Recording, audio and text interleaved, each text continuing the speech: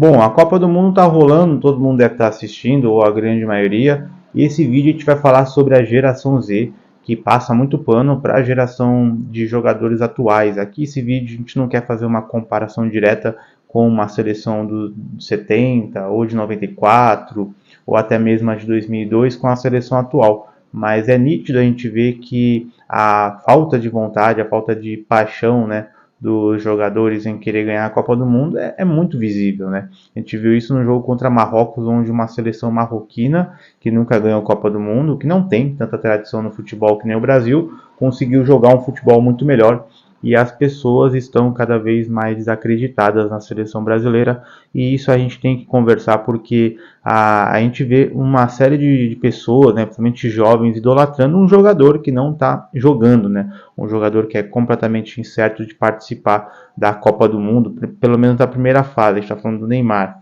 jogador que está ainda se recuperando. Ele tem culpa de tudo isso? Não, ele não tem culpa. A culpa é do Ancelotti, que convoca um jogador que não tem condições de jogar uma Copa do Mundo. Tenho certeza que muita geração Z vai ficar bravo com o que a gente vai falar aqui, mas infelizmente a maioria das pessoas que passam pano, né, para o Neymar são pessoas da geração Z, pessoas que nasceram aí entre mais ou menos 97 a 2010, não pessoas que têm 16 anos até quase 30 anos de idade. Então tem muito geração Z beirando aos 30 anos que passa muito pano. Eu conheço muita gente que é desse jeito e que acaba passando pano para Neymar, né? O Neymar tem culpa de tudo isso? É a única pessoa que não tem culpa. Quem tem culpa é a pessoa que passa pano e que venera, né, um jogador que hoje só joga mais pelo nome que tem, pelo que já fez e deixa muito a desejar. Não tem mais condições de jogar uma Copa do Mundo onde tem seleções incríveis. Mas antes de tudo, eu peço para vocês deixarem um like nesse vídeo, se inscrever no canal e não esquecer de ajudar o nosso trabalho com qualquer valor através da chave Pix, está aqui na descrição. Agradeço bastante a quem colabora aí com o nosso canal, qualquer valor, 50 centavos, R$ 1, ajuda bastante o nosso trabalho. Então é muito nítido a gente ver que a seleção brasileira hoje ela não é a principal favorita para ganhar a Copa do Mundo, né? Nós vemos várias seleções, até o momento a França não jogou, até o momento a Argentina não jogou, até o momento Portugal, Inglaterra não jogou.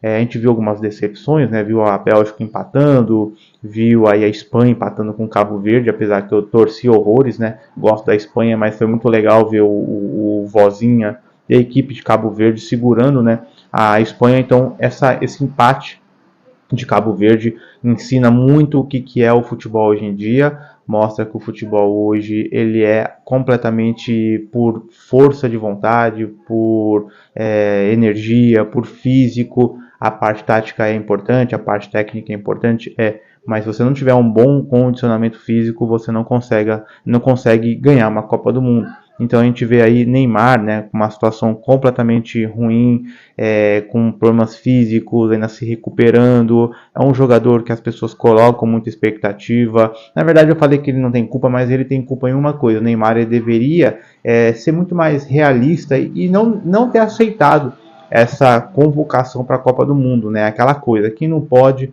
não se estabelece. Eu acho que foi muito injusto levar um jogador que nem o Neymar e deixar de fora aí Pedro, João Pedro, Antony, jogadores jovens que têm toda a condição, principalmente o João Pedro, um jogador que é bom pra caramba, atacante muito bom. E nós vemos a seleção brasileira aí com um jogador no banco de reservas, que é o caso do Endrick, que a gente não sabe o que acontece, o Ancelotti não gosta dele, enfim. Aqui é somente suposições, a gente não tem prova de nada, mas é muito triste ver que a seleção brasileira ela é visível, que tem jogadores que foram convocados e que estão sendo injustiçados, principalmente o caso do Endrick, que é um jogador muito novo, tem 19 anos de idade, poderia estar jogando, poderia ter entrado contra Marrocos, poderia ter mudado a história do jogo, porque lembrando, né, nós temos aí o grupo do Brasil, o grupo C com Escócia em primeiro lugar, com 3 pontos, Marrocos e Brasil com 1 ponto, e o Haiti com 0 pontos. Lembrando que a vitória da Escócia foi uma vitória magra, né, de 1-0.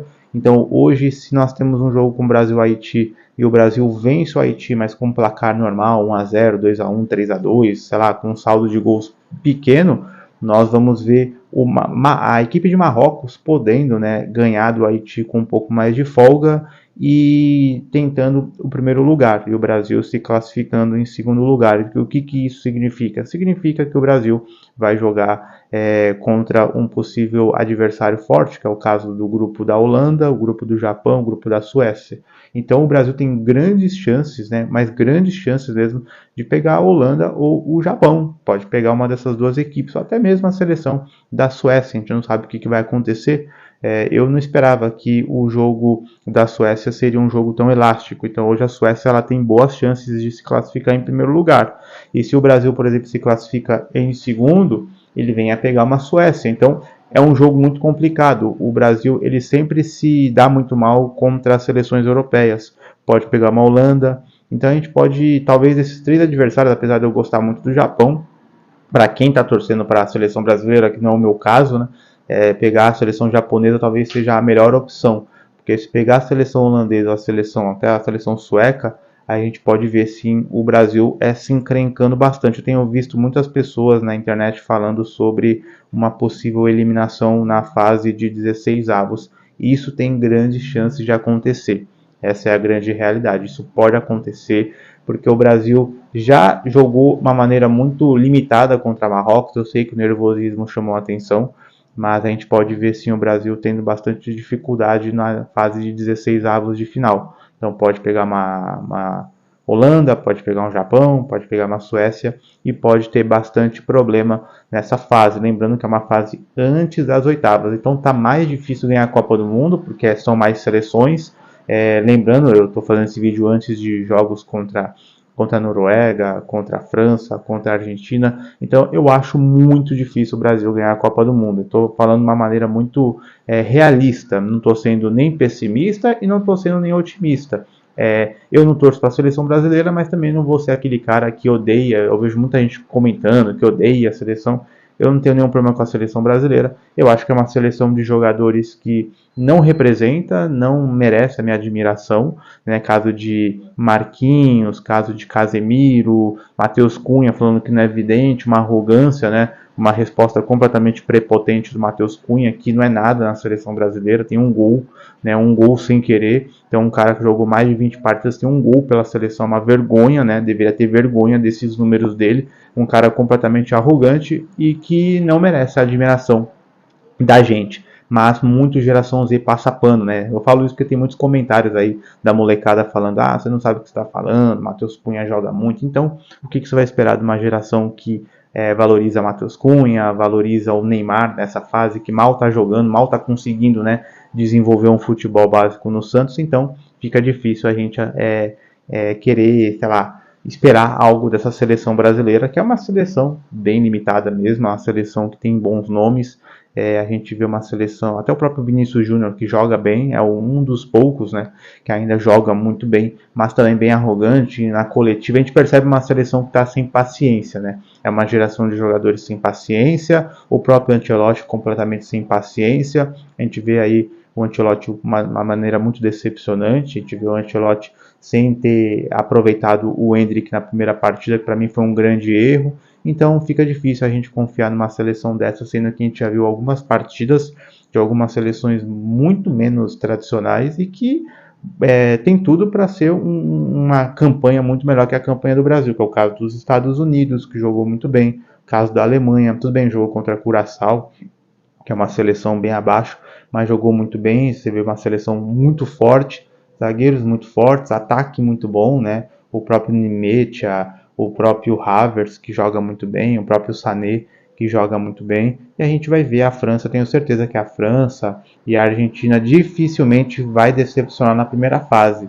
E mesmo que venha decepcionar, ainda é muito mais tradicional a gente acreditar mais na França ou na própria Argentina, ou até mesmo na própria Espanha, que empatou com Cabo Verde, do que com o Brasil. Eu acredito que o Brasil vai sim se classificar. Eu vejo muita gente falando que o Brasil não vai se classificar para a próxima fase. Eu acho que o Brasil se classifica sim, mas acredito que o Brasil tem boas chances de ser eliminado na 16 avos e principalmente se partir para as oitavas de final. Eu acredito que o Brasil não passa das oitavas de final. Pode acontecer do Brasil passar e ser campeão e eu queimar a língua? Pode.